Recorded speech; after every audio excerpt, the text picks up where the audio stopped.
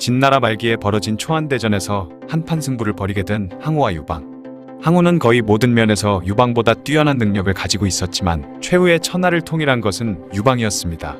대체 유방은 자신보다 훨씬 잘난 항우를 상대로 어떻게 승리한 것일까요? 항고조 유방은 기원전 247년 초나라의 폐연에서 태어났죠. 젊은 시절에 그는 변변찮은 일도 하지 않는 백수건달이었는데 돈도 못 벌면서 틈만 나면 술판을 벌이는 난봉꾼이었다고 합니다.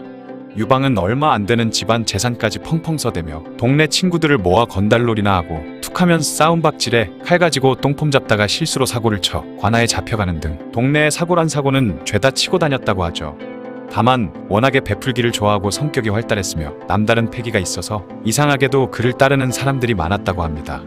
심지어 여공이라는 인물은 처음 유방을 만난 자리에서 그가 남다른 관상을 가지고 있다고 감탄하며 그 자리에서 자신의 딸을 유방에게 시집 보내기까지 했죠.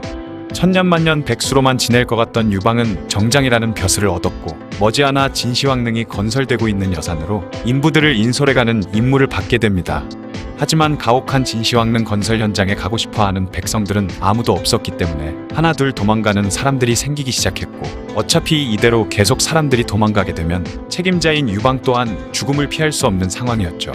그래서 유방은 행렬을 멈춘 후 술을 잔뜩 퍼마시고는 자신은 이대로 도망을 갈 생각이니 남은 사람들도 모두 도망갈 것을 권했고 그중 마땅히 갈 곳이 없던 사람들은 유방을 따르기를 원했습니다. 그렇게 유방이 도망자 생활을 하던 기원전 209년에 진승과 오방의 난이 발생하며 각지의 백성들이 진나라의 관리를 죽인 후 반란을 일으키자 생명의 위협을 느낀 폐연의 혈령은 마을의 유명인인 유방을 불러들이고 자신도 진나라의 반기를 들려 했는데요. 하지만 막상 혈령의 요청을 받은 유방이 부하들을 이끌고 폐연으로 오자 그들에게 두려움을 느낀 혈령은 성문을 닫아 걸어버리고 유방을 받아들이려 하지 않았죠. 고민 끝에 유방은 혈령이 죽어야 폐연이 무사하다는 편지를 담은 화살을 성 안으로 쏘아보냈고 유방의 편지를 본 폐연의 백성들은 혈령을 때려 죽이고 성문을 열게 됩니다. 그렇게 폐연을 다스리게 된 유방은 얼마 후 다른 제후들처럼 진나라를 정벌하기 위한 군사를 일으켰는데요. 마침 항우의 숙부 항량이 초나라를 부활시켰다는 소식을 듣고 항량의 군에 가담하게 되죠. 하지만 얼마 후 항량이 진나라의 명장 장안과의 싸움에서 패배하면서 목숨을 잃게 되는 참사가 발생했고 기세가 오른 장안은 조나라로 진군합니다. 조나라가 망하면 장안의 다음 목표는 초나라가 될 것이 뻔했기에 초나라에서는 조나라를 구할 지원군을 파견하면서 동시에 진나라 영토에 대한 공격도 준비를 하고 있었죠. 항우는 장안 같은 일개 장수를 잡기보다는 진나라 자체를 멸망시키는 것이 항량의 복수를 하는 것이라고 생각했기 때문에 유방과 함께 관중으로 가길 원했지만 회왕의 주변에 있는 신하들이 잔혹한 항우를 서쪽으로 보내지 말 것을 간언한 끝에 평소 백성들에게 관대했던 유방이 관중으로 떠나게 됩니다. 서쪽으로 나아가던 유방은 툭하면 학살을 저질러대는 항우와 달리 백성들에게 늘 관대한 모습을 보이고 항복하는 사람들을 모두 받아줬기 때문에 유방이 가는 곳마다 각 지역의 성주들이 앞다투어 그에게 항복을 하러 왔죠.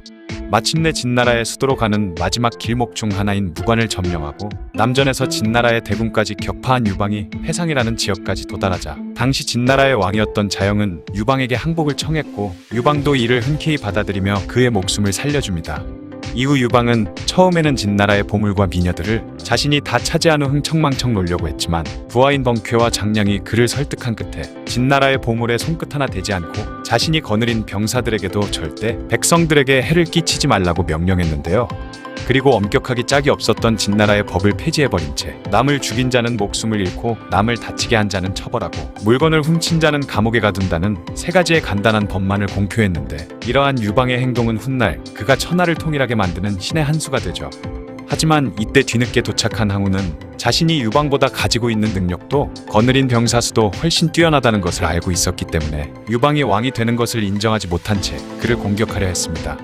이에 깜짝 놀란 유방은 항우의 숙부인 항백을 통해 자신은 결코 항우에게 대적할 마음이 없으며 도적들이 항우가 가져야 할 진나라의 보물들을 훔쳐갈까봐 자신이 잠시 맡고 있었을 뿐이라며 사죄한 끝에 겨우 목숨을 건지게 되죠. 이후 천하의 지배자가 된 항우는 각지의 왕을 정했는데 가장 위협적이었던 유방은 중국의 왼쪽 구석에 있는 파촉이라는 오지의 왕으로 임명해버렸습니다. 그리고 파촉에서 관중으로 진출하는 길목에 진나라의 명장 장안과 그 부하들을 배치시켜 유방이 늙어 죽을 때까지 파촉에서 나오지 못하게 만들었죠. 하지만 파촉에 있던 유방에게 항우의 밑에 있던 한신이라는 장수가 항복을 해왔고 그의 재능을 꿰뚫어본 신하들이 유방에게 추천을 한 결과 유방은 한신을 대원수로 임명한 후 파촉에 들어간 지 겨우 4개월 만에 다시 관중으로 진격했는데요. 그리고 자신들의 앞길을 막고 있던 장안과 그 부하들을 한신의 번뜩이는 계책을 이용해 모두 물리쳐버렸습니다. 이후 다시 관중 지역으로 진출하면서 각 지역 제후들의 항복을 받은 유방의 세력은 시간이 지날수록 점점 커져갔죠. 기원전 205년 항우가 제나라에서 일어난 반란을 제압하러 간 사이 유방은 자신을 따르는 제후들을 모두 불러 모은 후 56만이라는 어마어마한 대군을 이끌고 항우의 본거지인 팽성을 점령하게 됩니다. 평소 깔보던 유방에게 자신의 본거지가 털렸다는 소식을 들은 항우는 극도로 분노하며 3만 명의 정예병을 이끌고 팽성을 되찾기 위해 엄청난 속도로 진군했는데요. 양군의 전력차가 무려 19배 정도가 났기 때문에 유방을 비롯한 연합군은 당연히 자신들이 이길 거라 믿으며 항우군에 맞섰지만 강력한 초나라 정예병들과 함께하는 항우는 그들의 상상을 초월하는 괴물이었습니다. 게다가 유방의 연합군은 숫자만 많을 뿐 통일된 체계조차 갖추지 못해 엉망인 상태였기 때문에 차례차례로 항우군의 기습을 받은 한나라군은 곳곳에서 무너져갔고 나중에는 공포에 질려 싸울 생각조차 하지 못한 채 사방으로 달아났죠. 결국 팽성의 동쪽인 곡소와 사수에서 10만여 명의 병사들이 떼죽음을 당했고 남쪽으로 도망친 병사들도 수수에서 무참하게 사륙당하며 10만 명이 물귀신이 되었습니다.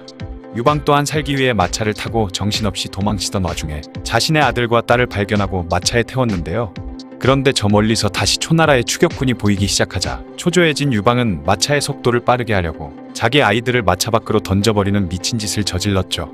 그러자 마차를 몰고 있던 하후영이라는 장수가 깜짝 놀라며 아이들을 다시 태운 뒤 출발했는데 그 뒤로도 도망치는 중에 유방이 아이를 던지면 하후영이 다시 태우는 일이 3번이나 반복되었다고 합니다.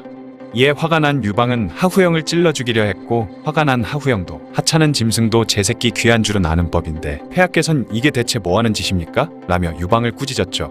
아버지로서 부끄러움을 느꼈는지 아니면 하후영에게 겁을 먹은 것인지는 알 수 없지만 그 이후로 유방은 더 이상 자식들을 던지지 않았고 그렇게 그들은 겨우 추격을 피해 도망치는 데 성공합니다. 그 후 유방은 한신을 하북 지역으로 보내 그곳을 평정하게 하고 자신은 평양에 남아 항우를 상대하며 한신에게 시간을 벌어주려 했죠. 애초에 유방은 자신이 항우의 상대가 되지 못한다는 것을 알았기 때문에 어떻게든 정면 대결을 피하고 성에 의지해 버텨보려 했지만 결국에는 평양이 초나라군에 의해 함락되기 직전인 상황까지 갔는데요. 그런데 이때 항우의 부하였다가 유방에게 항복한 진평이라는 책사가 항우와 그의 제일 참모인 범증의 사이를 이간질하는 계책을 성공시키면서 범증을 제거하는 데 성공했고 이후 유방은 부하들의 희생으로 간신히 항우의 포위망을 뚫고 탈출하는 데 성공하게 됩니다. 이후 관중으로 돌아간 유방은 다시 병력을 모아 광무라는 지역에서 다시 항우와 맞붙게 되죠. 당시 팽월이라는 장수가 동해 번쩍 서해 번쩍 하면서 초나라의 후방을 교란하며 항우군에게 가는 보급을 끊고 있었기 때문에 병사들이 먹을 식량이 부족해진 항우는 당시 인질로 잡고 있던 유방의 아버지를 앞으로 내세운 뒤 유방이 항복하지 않으면 그의 아버지를 커다란 솥에 삶아서 죽여버리겠다고 협박했습니다. 하지만 유방은 태연한 모습을 보이며 자신의 아버지를 삶아 죽이면 그 국물을 한 사발 나눠달라고 맞받아쳤죠.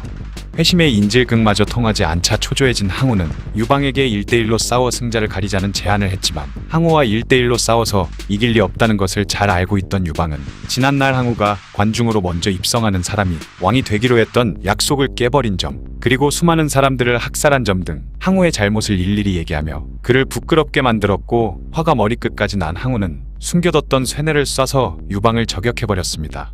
그렇게 가슴에 화살을 맞은 유방은 큰 부상을 입고 후방으로 물러나 요양을 하게 되죠. 항우는 군사들을 이끌고 나간 대부분의 전투에서 승리하는 막강한 모습을 보였지만 대세를 읽는 눈이 너무나도 부족하고 감정적으로 행동했는데요. 때문에 옆에서 대신 큰 그림을 그려주던 책사 범증을 스스로 내친 후부터는 싸움 한 번 져본 적도 없으면서 점점 불리해져만 가는 괴상한 상황에 처했습니다. 팽월이 계속해서 초나라의 후방을 들쑤시고 다니는 와중에 한신이 마침내 하북 지역을 모두 평정하게 되면서 마침내 상황이 뒤집혀버렸고 기원전 202년 해아라는 지역에서 마침내 항우가 스스로 목숨을 끊으며 유방이 천하를 통일하게 되죠. 황제의 자리에 오른 유방은 어느 날 신하들과의 연회 자리에서 자신이 항우를 이기고 천하를 차지하게 된 이유를 말해보라고 했는데요. 신하들은 항우는 오만하고 사람을 무시하지만 폐하께서는 뛰어난 덕이 있었기 때문이라고 대답하자 유방이 고개를 저으며 항우는 뛰어난 계책을 가진 책사인 범증 한 사람조차 제대로 쓰지 못했다. 하지만 자신은 비록 항우에 비해 나은 점은 없지만 뛰어난 계책을 짜내는 장량, 보급과 행정의 귀재 소화, 전투의 달인 한신 같은 인재들을 적절히 썼기 때문에 승리할 수 있었다는 말을 남겼고 사람들도 그 말을 듣고 모두 감탄했다고 하네요. 지금까지 한나라 최초의 황제인 한고조 유방에 대한 이야기였습니다. 혹시 망탁조이라고 들어본 적이 있으신가요? 이는 중국 한나라 이후부터 조조가 세운 위나라 때까지 있었던 4명의 역적을 가리키는 말인데요. 바로 왕망, 동탁, 조조, 사마이를 일컫는 말이죠. 오늘은 이 망탁조이 중 한나라를 전한과 후한으로 쪼개어버린 왕망에 대한 이야기를 해볼까 합니다. 왕망은 사실 제나라의 마지막 왕, 전권의 손자였는데요. 당시 제나라 사람들이 전씨 집안 사람들을 왕가라고 부르다 보니 성을 왕씨로 바꿨다고 하죠. 그는 아버지 왕만의 차남으로 태어났는데요. 고모였던 왕정군이 한원제 유석의 황후가 되자 삼촌들이 모두 제후에 봉해지면서 잘 먹고 잘 살았던 반면 아버지 왕망과 형이던 왕영이 일찍 세상을 떠나면서 왕망의 가족들만 가난하고 외롭게 지내게 되었습니다. 그러자 고모인 효원 황후는 그와 어머니를 궁으로 데려와 보살펴줬는데 왕망은 공손하고 검소하게 지내며 부지런히 많은 것을 습득하기 시작했습니다. 또한 안으로는 어머니와 형수를 성심성의껏 모시면서 밖으로는 훌륭하고 뛰어난 인물들과 사귀고 제후였던 삼촌들에게도 깍듯이 대했죠. 거기다가 큰아버지이자 대장군이던 왕봉이 병에 걸리자 왕망은 잠자리에 들 때 잠옷으로 갈아입고 잠에 든 적이 없을 정도로 큰아버지 병수발을 정성스럽게 했다고 합니다. 그리고 스스로 약을 다리고 막까지 봤을 정도였죠. 하지만 사실 왕망의 이런 행동은 전부 위선이었고 착한 척 연기한 것이었습니다. 어쨌든 이런 조카의 행동에 감복한 왕봉과 왕망의 이런 행실을 들었던 대신들과 왕상, 왕근 등의 추천으로 원제 이후로 황제가 된 성제는 그를 칭찬하며 황문낭, 사성교의의 직위를 내려줬고 왕망도 순조로운 출세길을 걷기 시작했습니다. 그는 신도후, 기도의, 광록대부와 시중까지 굉장히 빠른 출세가도를 달렸는데요. 여전히 몸을 사리고 검소하게 살면서 그의 명성은 더욱 높아졌죠. 그러던 기원전 8년 대사마의 직위에 있던 왕망의 삼촌이던 왕근은 병에 걸려 사직을 청했고 성제의 총애를 받고 있던 왕망의 친척 순우장이 재능과 인품도 훌륭했기 때문에 대사마 자리를 이어 받으려던 참이었습니다. 그러나 왕망은 이를 시기에 순우장이 성제의 황후였던 허씨의 언니를 희롱했고 그녀와 간통까지 했으며 많은 양의 국내 물품을 횡령했다고 무고해버렸고 결국 순우장이 처형되고 말았죠. 하지만 그에게 속은 줄 몰랐던 성제는 왕망이 충직하다며 칭찬해 주었으며 이로써 순우장을 대신해 그가 대사마에 오르게 되었습니다. 이때부터 왕망의 권력은 하늘을 나는 새도 떨어뜨릴 정도로 강력해졌는데요. 하지만 왕망은 오히려 자신을 더 단속하고 검소하게 살았으며 그의 아내도 역시 검소하고 공손한 태도를 유지해 오죽하면 사람들이 왕망의 집에 갈 때면 아내를 하녀로 착각할 정도였다고 하죠. 그러던 중 성제가 세상을 떠나고 성제의 조카이던 애제가 황제로 즉위를 했는데 이로 인해 애제의 아버지가 황제로 추존되면서 애제의 할머니이던 소위 부씨가 태후가 되는 일이 발생했고 왕망은 이 일을 반대한 탓에 귀양을 가게 되었습니다. 그러던 어느 날 그의 둘째 아들 왕액이 노비를 함부로 죽이는 등 악행을 벌리자 그는 아들에게 스스로 목숨을 끊으라고 강요하는 일이 있었죠. 그 일이 알려지자 그의 훌륭한 인품을 높게 산 수많은 대소신료들이 그의 복귀를 요청하는 상소를 올리자 결국 애제는 왕망을 다시 불러들였고 고모이던 태왕태후 왕씨의 시중을 들게 하면서 다시 정계에 화려하게 복귀했죠. 그러나 얼마 안가 애제마저 세상을 떠나자 그는 황제의 옥새를 맡고 있던 대사마 동현에게서 옥새를 빼앗아 9살밖에 되지 않았던 중산왕 유기자를 평제로 옹립하면서 자신은 다시 대사마에 오르게 되었죠. 사실 성제와 애제 모두 후사가 없이 사망하면서 원제의 후손은 유기자밖에 없기도 했었습니다. 그리고 섭정을 하던 태왕태후 왕씨가 나이가 들어 정사를 돌보기가 힘에 부치자 왕망과 4명의 대신들에게 정사를 맡겨버렸고 얼마 후 그는 안항공에 오르면서 명실상부 한나라 최고의 권력자가 되었습니다. 이후 왕망은 평제의 외가였던 위씨 가문이 외척으로서 권력을 얻을 걸 염려해 평제의 어머니만을 남기고 위씨 일가를 모조리 멸문시켜버렸으며 자신의 딸을 평제에게 시집보내 스스로 국구가 되어 한층 더 강한 권력을 가지게 되었죠. 왕망은 전국에 재난이 발생했을 때는 사비로 돈을 뿌려 백성을 구제하기도 했는데 이로 인해 수십만 명에 이르는 사람들이 청원을 올려 그에게 상을 내려야 한다고 하기도 했는데요. 하지만 왕망은 모두가 보는 앞에서는 이를 다 부끄러워하고 거절했지만 뒤에서는 사람을 시켜 왕망이 태평성대를 이루어냈다며 백성들이 자신을 칭송하게끔 스스로 소문을 냈죠. 그런데 평제가 자신의 외가가 왕망에 의해 멸문을 당했다는 것을 알게 되면서 왕망에게 불만을 품게 되었고 그 사실을 알게 된 왕망은 결국 평제를 독살해버렸습니다. 그리고 당시 2살밖에 되지 않았던 유영을 황태자로 책봉했으며 자신은 스스로 가왕제, 서팡제로 칭하며 섭정을 하기 시작했죠. 그러자 왕망의 이런 행동에 동군태수 저기가 그에게 반하여 군대를 일으켜 공기하자 왕망은 분노하며 저기의 아버지와 선조들의 무덤을 모조리 파헤친 뒤 시신과 관들을 불태워버렸고 그의 삼족을 멸했으며 어린 아이들도 오독을 먹여 죽인 후에 구덩이 하나를 크게 판 뒤 모두를 한꺼번에 파묻어 버렸습니다. 그리고 저기가 일으킨 봉기도 얼마 안가 진압되었고 저기도 죽고 말았죠. 그러던 중 황제가 되고 싶었던 왕망은 고조의 영혼에게 선양을 허락받았다며 황태자였던 유자영의 손을 잡고 울면서 나는 이러고 싶지 않지만 황천의 위명을 어길 수 없다라며 스스로 황제가 되었습니다. 그리고 자신을 따르려는 사람은 등용하고 자신에게 반대하는 사람은 가차없이 죽였죠. 게다가 가족들과 친척까지 모조리 죽였습니다. 심지어 자신의 삼촌 왕립과 아들 왕후가 황제로 즉위한 것이 부당하다고 하자 그들마저 죽이고 말았죠. 그렇게 기원 후 8년 11월 왕망은 선양의 형식으로 직접 황제에 즉위했고 신나라를 세우면서 전하는 멸망하게 되었습니다. 이는 역사상 최초의 선양이었지만 사실 황위를 찬탈한 것과 다름이 없었죠. 이렇게 보기 좋게 선양의 형식으로 황위나 왕위를 찬탈한 방식은 약 1000년에 달하는 시간 동안 계속되어 오다가 북송대에 이르러 이민족의 왕조들에 의해 사라지게 되었습니다. 그리고 태왕태후 왕씨는 옥세를 맡고 있었는데 왕망의 사촌 왕순이 옥세를 받으러 찾아오자 왕망에 대한 욕설을 퍼부으며 너희를 보니 왕씨 집안이 멸문하겠구나 라고 했다고 하죠. 어쨌든 황제가 된 왕망은 더 이상 착한 척은 그만두고 온갖 폭정을 저지르기 시작했습니다. 그는 전국의 땅을 전부 왕의 소유로 만들어 사사로이 사고 파는 것을 금지시켰으며 화폐 개혁을 비롯해 온갖 복잡하고 현실성 없는 정책들을 시행하면서 경제 활동도 마비되어 물가가 폭등해버렸고 백성들은 혼란에 빠졌죠.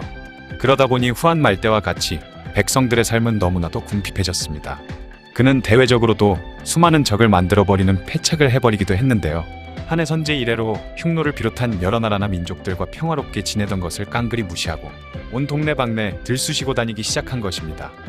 흉노족이나 선비족 등 주변 민족들의 지도자 호칭을 낮추어 부르는 등 주변 민족들과의 사이도 굉장히 나빠졌고 서로 적대관계가 되어버렸죠. 그러다 보니 흉노와의 전쟁에 30만 명의 병력을 동원했고 구정과의 전쟁에는 20만의 병력을 동원해 국력을 엄청나게 소모하고 말았습니다. 거기다가 고구려는 지멋대로 하구려라고 칭했고 고구려 왕은 하구려 후로 낮춰 불렀죠. 이외에도 서역의 여러 도시국가들까지 건드렸고 이러한 막무가내식의 대외정책으로 인해 주변국과 이민족들은 그에게 복종하기는커녕 오히려 거센 저항과 침략만 불러오게 되었습니다. 또한 그는 신선이나 귀신 등을 믿어 엄청난 국고를 축내며 국내에 팔풍대와 구묘를 지었고 이에 수만 명에 달하는 사람들이 죽고 말았죠. 또한 자신이 서팡제 시절 반란을 일으켰던 저기의 동지 왕송경이 체포되자 태희에게 그를 해부하도록 지시했는데요. 해부를 한 뒤 오장의 무게와 길이 등을 재개하고 가는 대나무를 혈맥에 따라 넣는 등 병의 치료법을 연구하도록 했다고 합니다. 이는 중국 역사상 최초의 인체해부라고 볼 수 있죠. 그리고 어느 날 꿈속에 나온 고조가 그를 꾸짖자 다음 날 군사들을 보내 고조의 사당을 다 때려 부숴버리는 만행을 저지르기도 했습니다. 한편 먹고 살기마저 힘들어진 백성들은 결국 봉기를 일으키고 마는데요. 눈썹을 빨갛게 칠한 정미군, 유연과 유수, 그리고 공손술, 연잠, 왕랑 등도 각지에서 반란을 일으켰죠. 이에 왕망은 걱정에 밤잠을 설쳤고 심지어 머리와 수염까지 하얗게 변색되어 태연한 척하기 위해 까맣게 염색하기도 했습니다. 그렇게 왕망의 군대는 유연의 반란을 진압하러 갔다가 곤양에서 40만 명에 달하는 왕망의 군대는 고작 1, 2만 명 밖에 안 되던 유연의 군사를 이기지 못하고 전멸하다시피 해버렸죠. 게다가 얼마 안가 낙양과 무관도 함락되자 대사마 최발은 왕망에게 눈물로 하늘에 호소하자고 건의했습니다. 그러자 왕망은 대신들과 아침 저녁으로 통곡하며 하늘에 기도를 드렸고 심지어 통곡 잘하는 백성 3천여 명을 뽑아 다같이 울며 기도하기도 했죠. 하지만 당연하게도 기도는 아무런 효과도 없었고 유연의 군대가 결국 장안의 문을 부수고 진입하자 왕망의 신하들과 병사들도 모두 그를 배신했습니다. 그렇게 결국 상인 출신이던 두호가 왕망을 죽였고 교의 공빈취가 그의 수급을 잘라 경시제가 된 유연에게 보냈으며 주위에 있던 수천 명의 병사들은 남은 왕망의 몸을 난도질해 마구 찢겨져 흩어졌다고 하죠. 그렇게 왕망이 죽어 신나라는 세워진 지 15년 만에 멸망하고 말았습니다.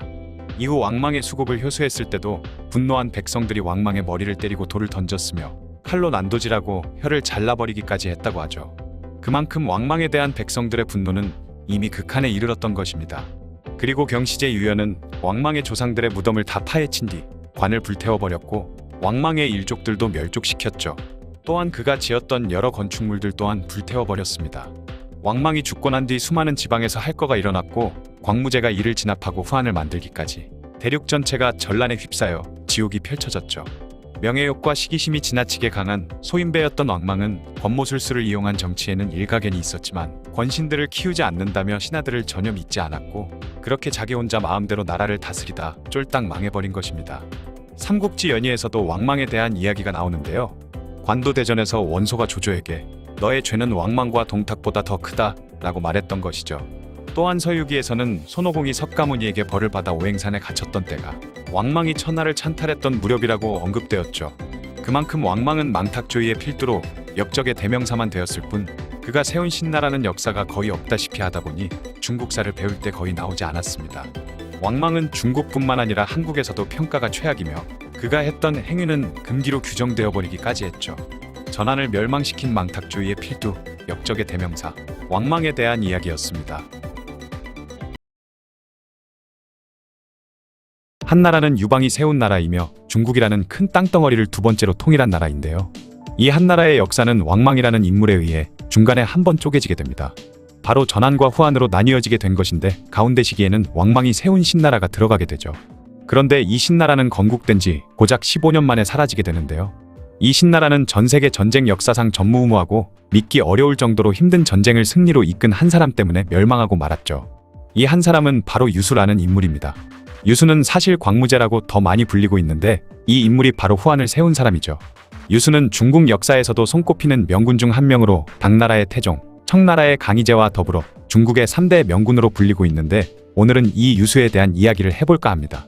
그는 기원전 6년에 태어났는데 한나라 반개 황족 출신이었죠. 유수의 아버지는 남돈현령을 지낸 유음이라는 사람이었고 유수가 고작 9살 밖에 되지 않았을 때 이미 부모님을 둘 다 잃고 말았습니다. 그렇게 그는 삼촌인 유량의 손에 거두어져 자라게 되었죠. 그의 형인 유연은 리더십이 있고 굉장히 인싸기질이 다분했던 인물이었던 반면 유수는 행동이 신중하고 조용하며 차분한 성격의 인물이었다고 합니다. 그렇게 어릴 적 삼촌을 도와 농사를 지으며 살아가던 유수는 공부에 흥미를 느끼고 수도인 장안으로 유학을 가기 위해 청년 시절에는 장사를 하기도 하면서 돈을 차곡차곡 모았다고 하죠. 그렇게 20살이 된 유수는 수도 장안으로 가서 훗날 깊은 인연을 맺게 되는 사람들과 만나게 되는데 그들은 바로 훗날 황후가 되는 아내 음녀화와 자신의 오른팔이 되어줄 등호라는 인물이었습니다. 유수는 그때까지만 해도 벼슬을 한다면 집금호, 아내를 얻는다면 음녀화라고 할 정도로 큰 욕심 없이 적당한 벼슬자리를 얻어 예쁜 아내와 살고 싶다는 소박한 꿈을 가진 평범한 청년이었죠. 그런데 역사의 소용돌이는 그를 가만히 두지 않았습니다. 당시 신나라 백성들은 왕망의 폭정에 나날이 궁핍해져만 갔고 결국엔 반란을 일으키게 되죠. 그렇게 눈썹을 빨갛게 칠한 정미군과 농림군, 평림군 등 각지에서는 백성들 뿐만 아니라 호족들, 귀족들까지 왕망의 폭정에 반해 봉기를 일으키는 상황이었습니다. 이에 유수의 형인 유연도 용릉에서 거병했고 그들을 용릉군이라 불렀죠. 그리고 곧바로 유수 역시 형을 돕게 되는데 생각보다 병사가 잘 모이지 않았던 용릉군에 유수가 합류하고 나서 어릴 적부터 유수의 인품을 잘 알던 사람들이 속속 모이기 시작했습니다. 그리고 이후 이 용릉군은 농림군, 평림군과 연합했고 큰 세력으로 변모하기 시작했으며 이후 여러 현들을 차지하는 등 활약하기 시작했죠. 이후로도 유시 형제가 이끄는 군대는 계속해서 신나라군을 격파하며 완성을 포위하기에 이르렀는데요. 남양군 대부분을 손에 넣은 유연과 유수는 유연을 한나라 황제 경시제로 추대하여 본격적으로 왕망의 신나라에 맞서기 시작했죠. 그리고 이때부터는 군사를 나누어 여러 도시들을 동시에 공략하기로 했는데 형 유연은 포위 중이던 완을 계속 공략하기로 했고 유수는 따로 군사를 떼어내 영천군을 침공했습니다.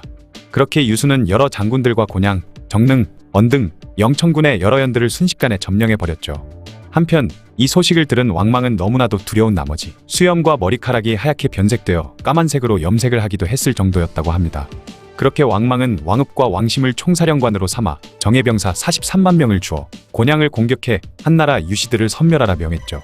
그렇게 한나라와 신나라의 운명을 건 곤양대전의 서막이 오르기 시작했습니다.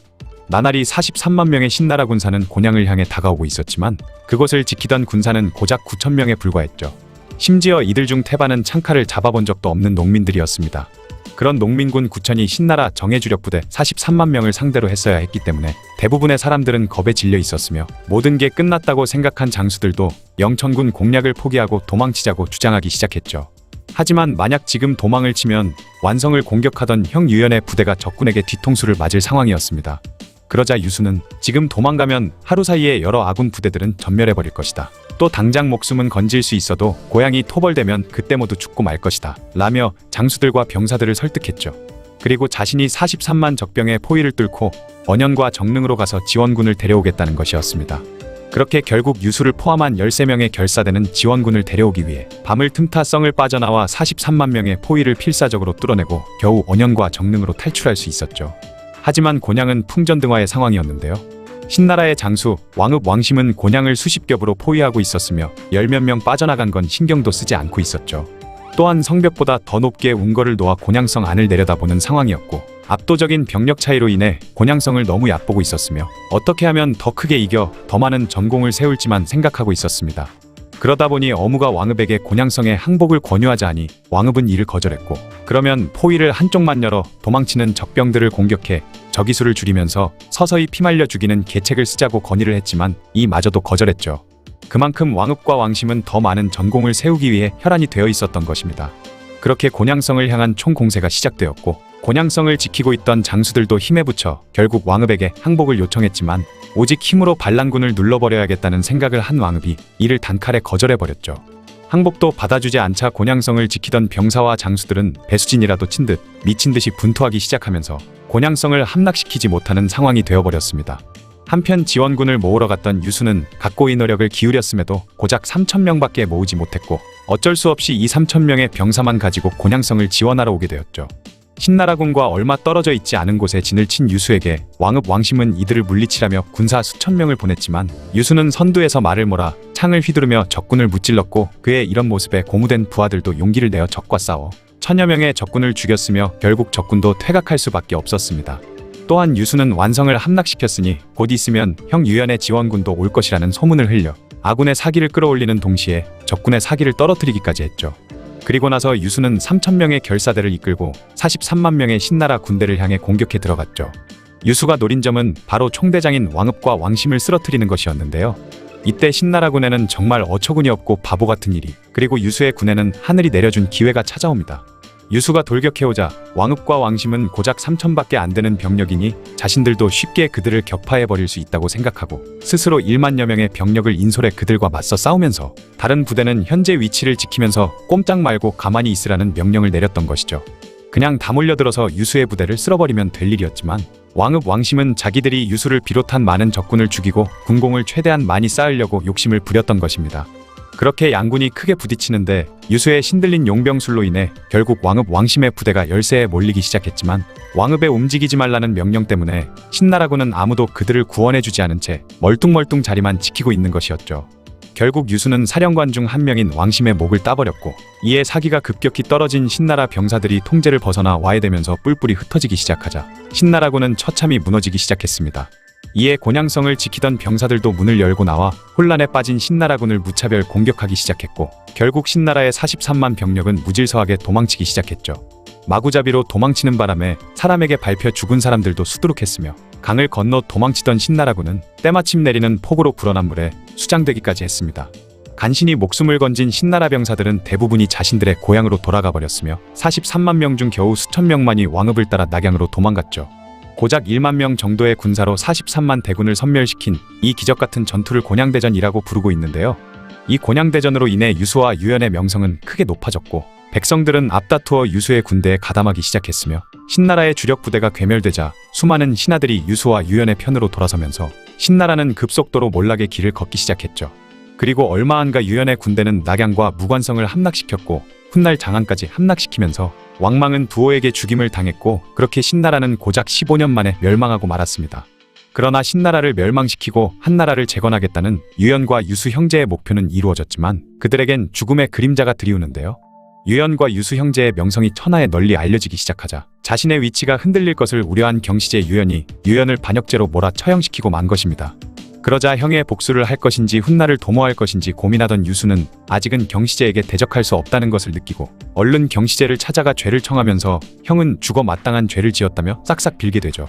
그러자 유수를 죽일 명분이 없어진 경시제는 유수에게 실권이 없는 관직을 내리고 신하들에게 시켜 그를 감시하게 했습니다. 형이 죽었어도 유수는 상복도 입지 않았고 평소처럼 삼시세끼 잘 챙겨 먹고 술도 먹으며 사람들과 수다도 떨면서 아무렇지도 않게 생활하는 것이었죠. 또한 사람들이 곤양대전의 상황을 물으며 자신을 영웅으로 추켜 세울 때는 모든 장수들과 병사들이 열심히 싸운 결과일 뿐 자신이 한 일은 거의 없다고 말하면서 경시제의 감시가 느슨해지기를 기다렸습니다. 하지만 밤이 되면 이불 속에 들어가 형이 억울한 죽음을 당하고 토사구팽 당한 것에 눈물 흘리며 언젠가는 형의 복수를 할 것이라 다짐했죠. 결국 유수를 제거할 구실을 찾지 못한 경시제는 그를 하북 지역에 있던 군벌 왕랑을 진압하도록 명령했습니다. 이에 유수는 23년 겨울 하북으로 향하게 되죠. 하지만 경시제는 유수에게 병사뿐만 아니라 보급도 제대로 해주지 않았기 때문에 유수는 거의 2년간 반란군에게 쫓겨 도망 다녀야 할 처지에 놓였고 겨우겨우 추위와 굶주림을 피해 버티는 수밖에 없었습니다. 경시제가 유수를 하북에 보낸 이유는 사실 싸우다 그냥 죽으라는 의미였죠. 하지만 그런 개고생을 하면서도 유수의 훌륭한 인품과 영웅적인 면모에 반한 사람들이 계속해서 그에게 모이게 되고 유수의 세력은 점점 커져갔으며 이때 유수와 함께 개고생을 하던 28명의 부하들은 훗날 운대 28장으로 불리는 유수의 충신으로 이름을 알리게 됩니다. 결국 우여곡절 끝에 유수는 왕랑군을 격파하고 한단을 함락시키기에 이르렀죠. 거기다가 얼마 안가 하북지방을 평정해버렸으며 그때까지 반란을 계속 일으키던 정미군까지 자신의 군대에 복속시켜 나날이 세력은 강대해져 갔습니다. 심지어 그는 굉장히 여유있는 태도를 보이며 적의 사정도 적당히 생각을 해주기까지 했는데요. 정미군이 황하 동쪽에 진을 치고 있을 때 유림이라는 사람이 유수에게 달려와 빨리 수공을 쓰면 정미군들을 전부 물속에 수장시켜버릴 수 있을 것이다 라고 말했다고 하죠. 그 말을 들은 유수는 너무 잔인한 방법이라며 수공은 쓰지 않겠다고 거절했다고 합니다.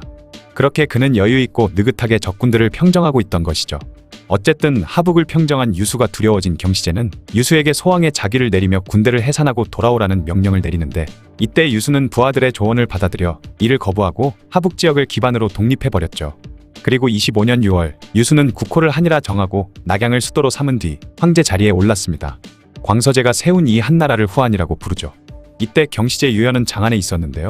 경시제는 방탕한 생활을 하는 등 이미 황제로서의 능력은 바닥을 치고 있었고 장안 근처에서 약탈과 전횡을 일삼던 정미군이 장안에 쳐들어오자 그것도 막지 못해 결국 유연은 죽임당하고 말았습니다.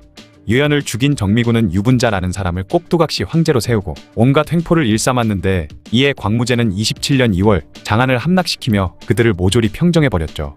뒤이어 광무제는 30년에는 산둥, 33년에는 농서를 공략하였고 이제 남은 곳은 촉당에 있는 공손술의 세력밖에 없었습니다.